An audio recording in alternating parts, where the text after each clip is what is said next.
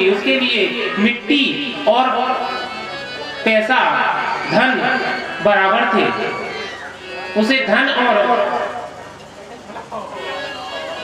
किसी भी संपत्ति में कोई लगाव नहीं था, क्योंकि भगवान के सानिध्य में रह करके जामवंत जी की सारी इच्छाएं समाप्त हो चुकी थी। वो सिर्फ मणि को इसलिए लेकर आए थे जिससे कि उसकी बालिका जो जामवंती थी उस मणि से अपना समय बिताती रहे, उसके साथ मनोरंजन करके खेलती रहे। एक बार जब ये घटना घटी तो सत्राजित के मरने का जो प्रसंग जब पूरे द्वारकापुरी में फैला तो सभी यदुवंशियों ने जब सत्राजित के वध के बारे में सुना तो सभी एक दूसरे से अनेकानेक बातें करने लगे, क्योंकि सत्राजित ने यह शंका की कि ये भगवान हो ना हो भगवान कृष्ण का ही इसमें कुछ हाथ है, वही सत्राजित का वध करने के लिए निश्चित रूप से उन्हीं का षड्यंत्र होगा। तो जब सत्राजित के मुंह से जब ऐसी बात लोगों ने सुनी तो धीरे धीरे एक काम से दूसरे काम से होती हुई भगवान के कान तक पहुंची। भगवान ने सोचा, अच्छा ये बात हुई क्यों? इसलिए हुई कि सत्राजित से एक बार कृष्ण ने कहा था कि सत्राजित, ये जो मणि तेरे पास है, ये मणि रोज जो सोना देती है, इस स्वर्ण से तुम्हें क्या लाभ होगा? इतना धन प्राप्त करके तुम क्या करोगे? तो सत्राजित ने से भगवान ने कहा था कि ये मणि आप महाराज उग्रसेन को दे दें, जिससे ये राजकोष में जमा हो जाएगी और पूरे राज्य के लिए इससे जो लोगों को सुविधाएं हैं वो मिलती रहेंगी। और ऐसी मणि राजकोष में ही होना चाहिए, राजा के पास ही सुशोभित होती है, होना चाहिए, क्योंकि राजा ईश्वर का अंश होता है। इस प्रकार से भगवान ने सत्राजित को सलाह दी थी, लेकिन सत्राजित उस मणि के मोह में आकर के उसने भगवान को वह मणि देने से बिल्कुल इनकार कर दिया था। तो उसे ये आशंका थी कि हो ना हो भगवान ने ही सत्राजित का वध किया होगा और वो मणि प्राप्त कर ली होगी। अब भगवान ने जब अपने ऊपर ये कलंक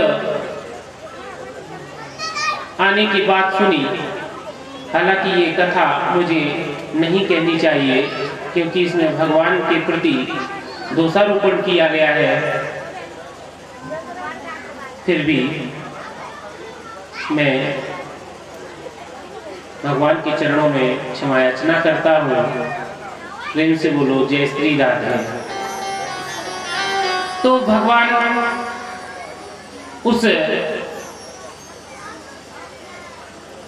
उन बातों का निराकरण करने के लिए एक बार स्वयं उस जंगल में छानबीन करने के लिए जाते हैं। वहां पर जाकर के उन्होंने काफी ढूंढने का प्रयास किया।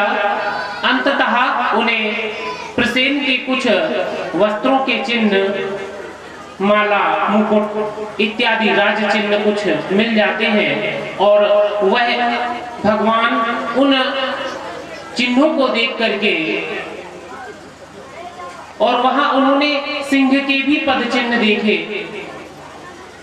भगवान सिंह के पद चिन्ह देखे, फिर जामवंत के भी पद चिन्ह देखे।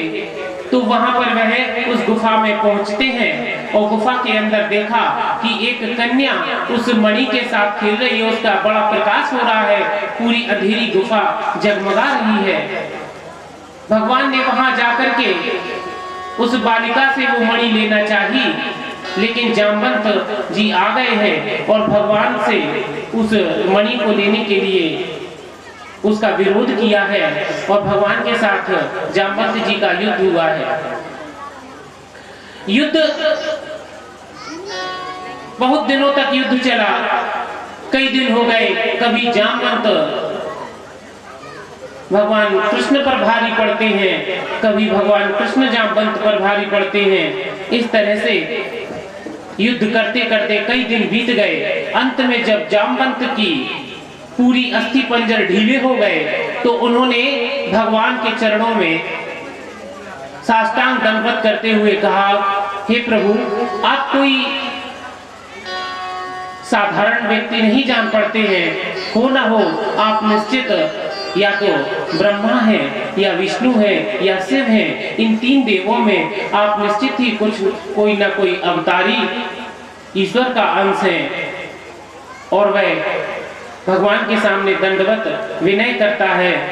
तब भगवान ने उसको अपने पूर्ण परिपूर्णतम रूप का दर्शन कराया है। भगवान राम के विग्रह अपने स्वरूप में उसको दिखा करके जामवंत को धन्य किया है। बोलो श्री राम राजा सरकार की जय। तो इस प्रकार से जामवंत ने जब भगवान राम जामवंत के सामने जब भगवान कृष्ण ने अपने श्री राम अवतार के बारे में बताया, श्री राम अवतार का दर्शन कराया, तो जामवंत की आंखें करुणा से डूब गई। उन्होंने अपनी पुत्री का विवाह, जामवंती का विवाह भगवान के साथ किया है और दहेज में वह मणि भी दी है। इसके बाद भगवान वह मणि लेकर के वापस आते हैं। यहाँ पर वह मणि वो लाते हैं और सत्राजित को दे देते हैं।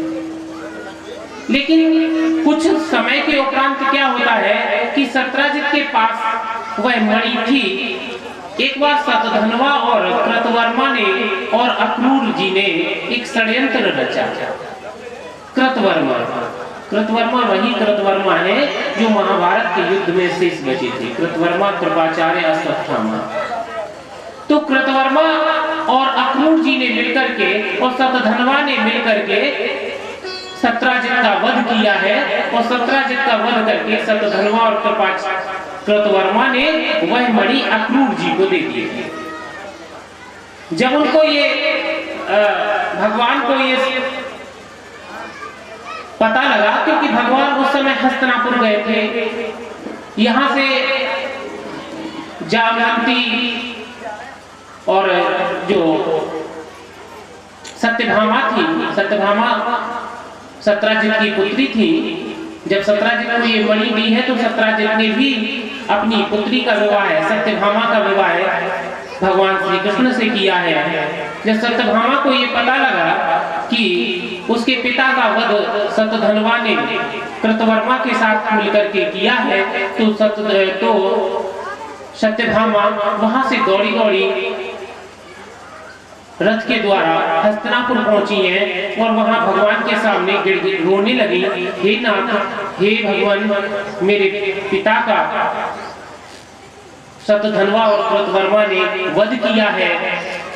और वो ऐसे रोने लगी। जब उनके भगवान के सामने उनका इतना ज्यादा व्याकुल होना और रोना देख करके भगवान द्रवीभूत हो गए और वहां से तुरंत द्रुत गति से द्वारकापुरी पहुंचे हैं। और द्वारकापुरी में पहुंच करके उन्होंने शतधन्वा को और कृतवर्मा को पकड़ लिया है और उनका वध किया है। लेकिन जब उन्होंने वध किया है, वध करने के पहले ही शतधन्वा और कृतवर्मा ने कि किसी को ये जानकारी ना हो, वह मणि अक्रूर जी को दे दी है। क्योंकि अक्रूर जी यादवों के एक महान प्रधान संरक्षक थे, प्रधान सेनापति थे। तो उन्होंने सोचा कि इनके पास ये मणि रहेगी तो भगवान को शक नहीं होगा। अंततः किसी भी प्रकार से भगवान ने योजना बना करके अक्रूर जी को भी उस मणि के साथ गिरफ्तार कर लिया है, पकड़ लिया है। तो अक्रूर जी ने वह मणि अपनी पोटली में अंदर वस्त्र में छिपा करके रखी थी। जब भगवान को अंतर्यामी है, वो तो त्रिकालदर्शी है, उन्हें जब ये आभास हुआ कि अक्रूर अपनी वस्त्र के अंदर उस सेमंतक मणि को छिपाए हुए हैं, तो भगवान ने अक्रूर जी से वो मणि वस्त्रों के अंदर से निकाल ली है। अक्रूर जी को बड़ी लज्जा का सामना करना पड़ा। अब बात ये आती है कि अक्रूर जी तो भगवान के बड़े प्रेमी थे, फिर अक्रूर जी ने ऐसा अपराध क्यों किया? तो विद्वानों ने भागवत में टीका में लिखा है कि अक्रूर जी एक बार वृंदावन से भगवान को मथुरा लाए थे। तो वृंदावन से मथुरा जब भगवान को लाए थे तो उन्होंने वृंदावन वासियों से या गोकुल वासियों से भगवान को अलग किया था और उनको विरह दिया था गोपियों को। उसी विरह व्यथा के कारण गोपियों के श्राप से अब अक्रूर को इस कलंक का इस अपराध का सामना करना पड़ा और अक्रूर जी को भी भगवान के सामने अपराधी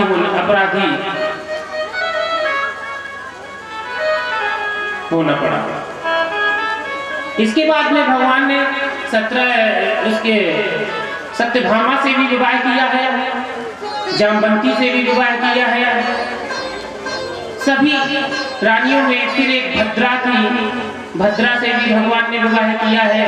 मित्रविंदा से भी किया है। मित्रविंदा इनके बुआ की पुत्री थी। और एक बार की बात है कि भगवान उसी समय एक असुर था जिसका नाम था नरकासुर, जिसे भौमासुर भी कहते हैं। वो पृथ्वी पुत्र माना गया है। भौमासुर इतना क्रूर राजा था कि उसने अपने मन में एक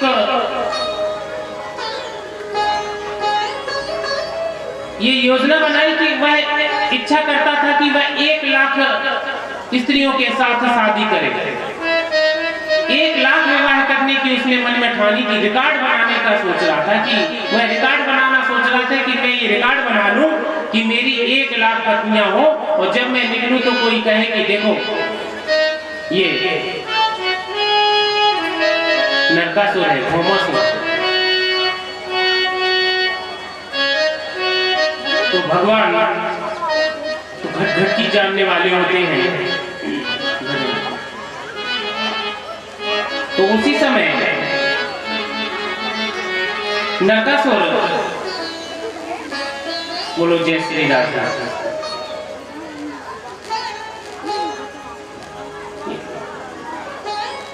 इस भगवत कथा प्रांगण में हमारी शिष्या श्री पुष्पांजलि, ये हमारी चूंकि शिष्या है वो बड़ी प्यारी शिष्या रही है। इसको मैंने पढ़ाया भी है और उनके पिताश्री श्री भगवत नारायण शास्त्री जी बड़े विद्वान और बड़े भगवत भक्त व कथावाचक भी हैं। पुष्पांजलि भी भगवत कथा वक्ता हैं, बड़ी अच्छी प्रवक्ता हैं। उनके परिवार को, उनकी माताश्री को, मैं पिताश्री को व्यासपीठ से सादर नमन अभिनंदन।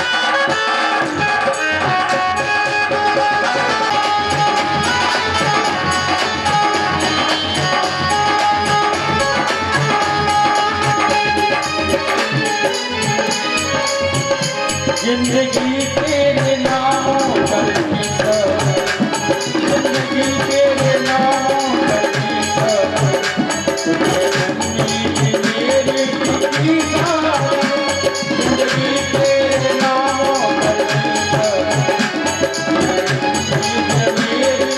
की आज मेरा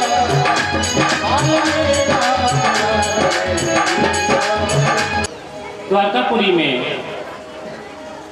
यदुवंशियों के साथ अपने राजकाज में व्यस्त थे। उसी समय नरकासुर का इस पृथ्वी पर बड़ा ही अत्याचार हो रहा था। उस भौमासुर ने 1 लाख विवाह करने का रिकॉर्ड बनाने के लिए 16,100 कन्याओं को अपने कारागार में बंद कर रखा था। वह सोच रहा था कि धीरे धीरे जब ये 1 लाख हो जाएंगी तब इनके साथ मैं विवाह करूंगा और जिससे कोई ये कह सके कि देखो ये वह आदमी है, वह राजा है जिसके 1 लाख पत्नियां हैं।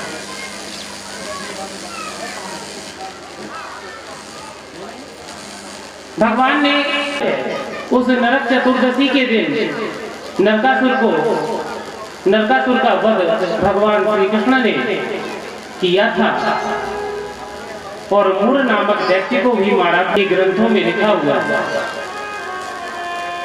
इस प्रकार से भगवान ने अर्जुन के साथ में रथ से कुरुजांगल प्रदेश में घूमते हुए इंद्रप्रस्थ की ओर भ्रमण कर रहे थे। अर्जुन ने भ्रमण करते हुए एक सुंदर युवती को तपस्या में लिए हुए देखा। युवती ने अर्जुन को बताया कि मैं भगवान श्री कृष्ण की आराधना कर रही हूँ, उन्हें पति रूप में प्राप्त करना चाहती हूँ।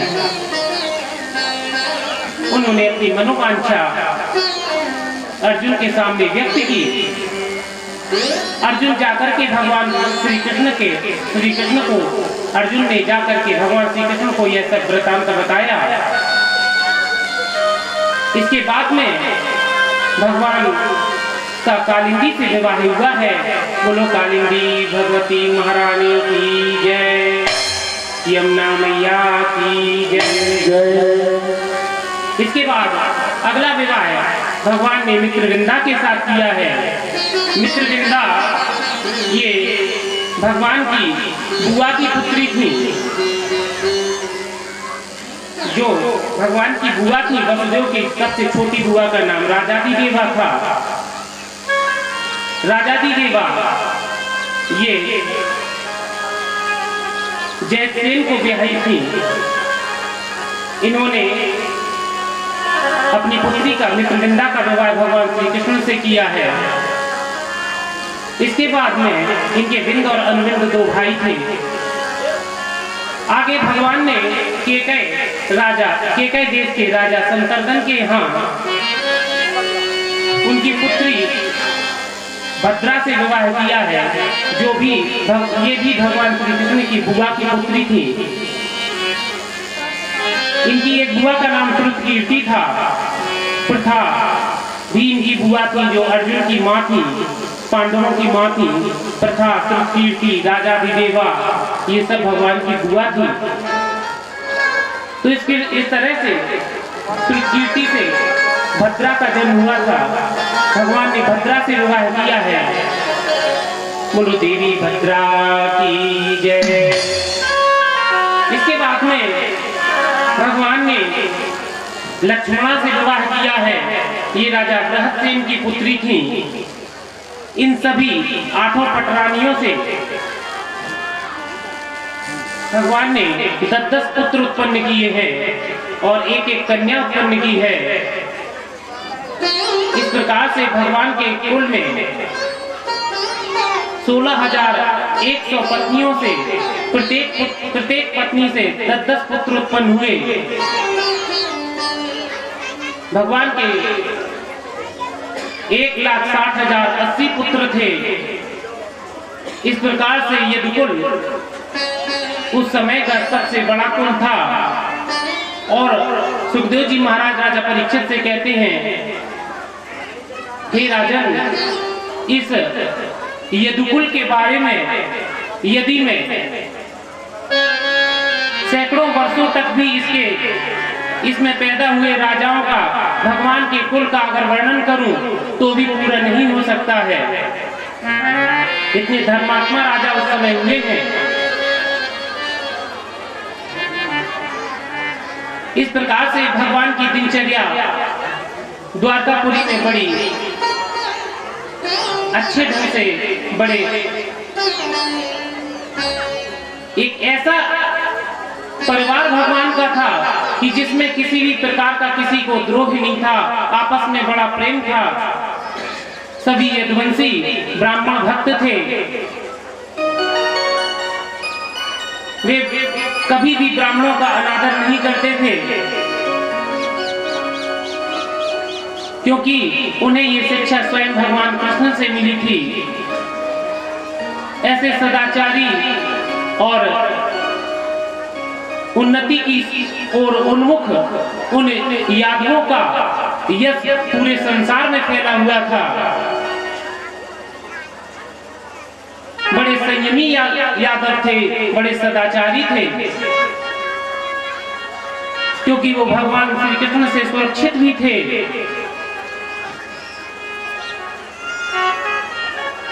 इतना बड़ा परिवार, इतनी भगवान की पत्नियां 16,108, लेकिन किसी में किसी भी प्रकार का मतभेद नहीं था।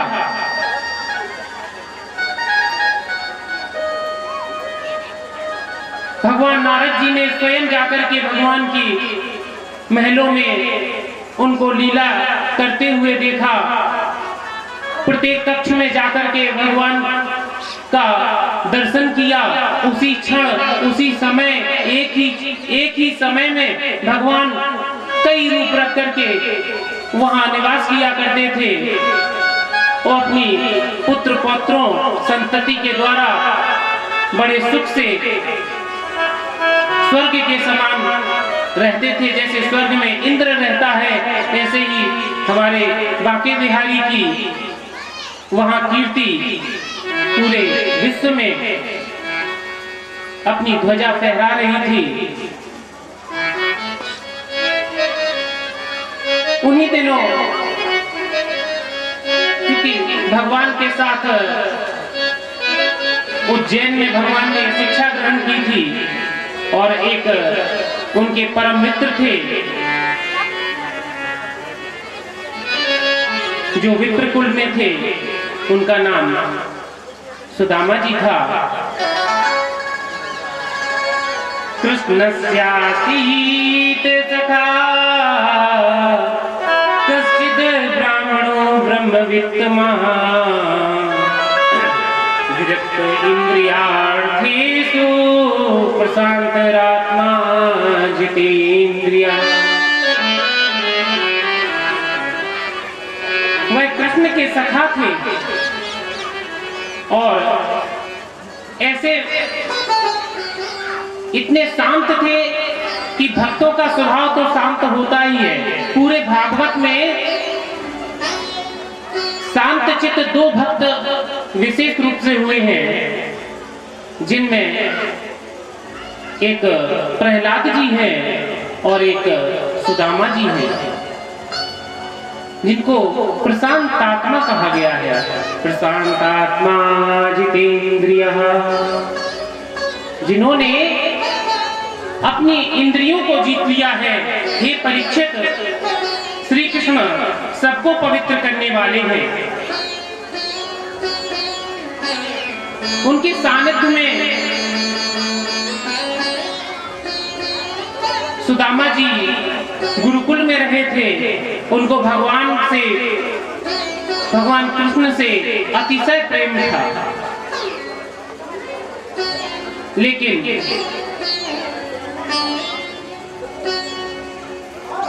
सुदामा जी की, क्योंकि संतोषी ब्राह्मण थे, वह कहीं घर घर में जाकर के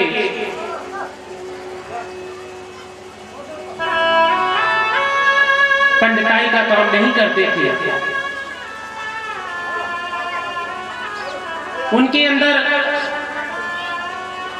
भगवान के प्रति इतना प्रेम था कि वो अपनी कथा को या अपने किसी के या राजा के सामने या किसी के सामने जाकर के उनके गुणों का बखान नहीं करते थे। वे सिर्फ भगवान के गुणों का बखान करते थे और शांत चित्त रहते हुए, संतोषी प्रवृत्ति के रहते हुए अपने परिवार में अपना जीवन व्यतीत करते थे। उनके कई पुत्र भी थे। स्थिति कुछ गरीबी थी, दरिद्रता थी घर में, लेकिन वे फिर भी प्रसन्न रहते थे। उस दरिद्रता में भी उन्होंने कभी किसी से याचना नहीं की। उनकी जो पत्नी थी, उनका नाम था सुशीला। जैसा नाम था वैसा ही उनका स्वभाव भी था। वो ब्राह्मण देवता के पूरी तरह से पतिव्रत ढंग से पूजा किया करती थी।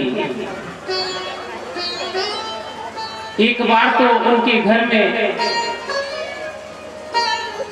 कुछ खाने तक को नहीं बचा था। बेचारे जो बच्चे थे उनके लिए भी भोजन नहीं था। तो माता सुशीला ने बच्चों की भूख से व्याकुल होकर के एक पतीली में पानी रख दिया और उस पानी को गर्म करती रही और उसमें चम्मच चलाती रही, जिससे बच्चों को ये आभास रहे कि माँ मुझे कुछ बना रही है। इतनी गरीबी। इस तरीके से सुशीला रात में 10 बज गए, 12 बजे तक उसको चलाती रही और वो है बच्चे ये आशा करते हुए कि माँ मुझे चावल बना रही है, कुछ भात बना रही है, धीरे धीरे सो जाते हैं।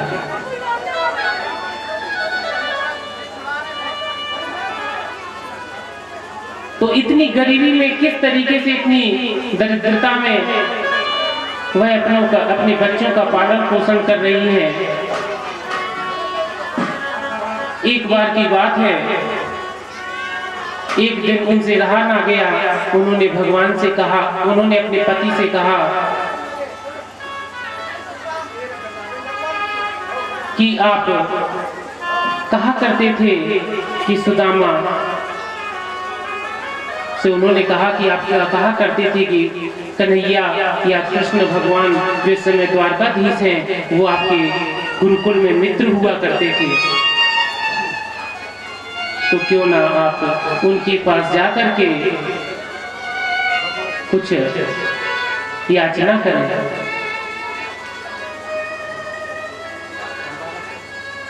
सुदामा जी ने पहले तो बिल्कुल इनकार कर दिया कि मैं ऐसा नहीं कर सकता। लेकिन जब उनकी पत्नी ने विशेष आग्रह किया तो उन्होंने सोचा कि चलो धन की कोई बात नहीं है, धन मिले या ना मिले, लेकिन जाकर के भगवान का दर्शन तो हो ही जाएगा।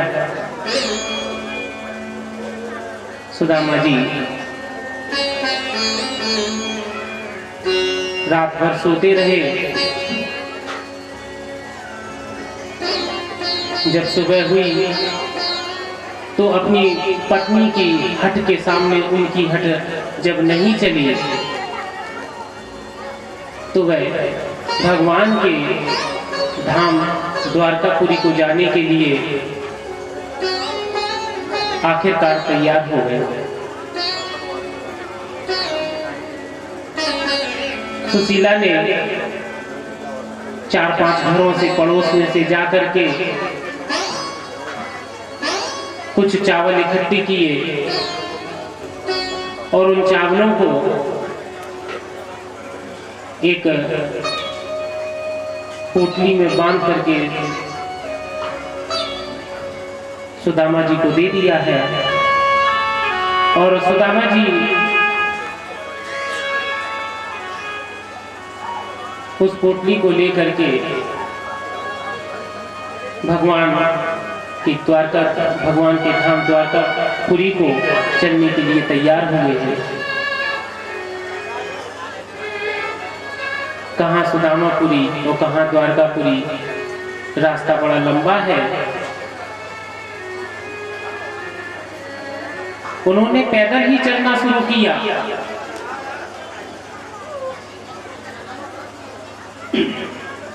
इस तरीके से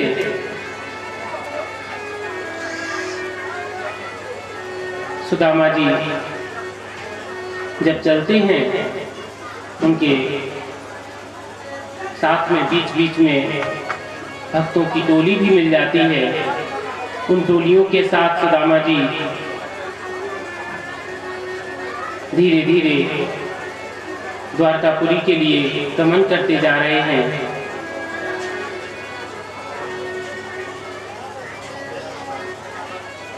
अभी कुछ ही क्षणों में आपके सामने